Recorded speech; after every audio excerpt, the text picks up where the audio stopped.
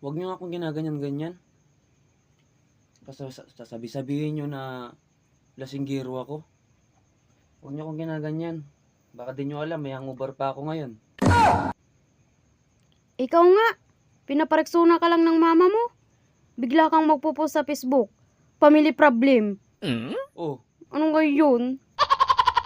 huwag mo akong ginaganyan, may hangover pa ako.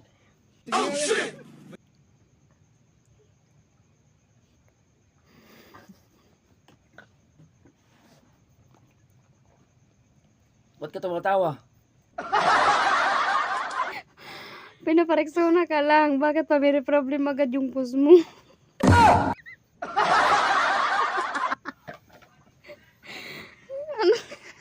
Kupal ka ba?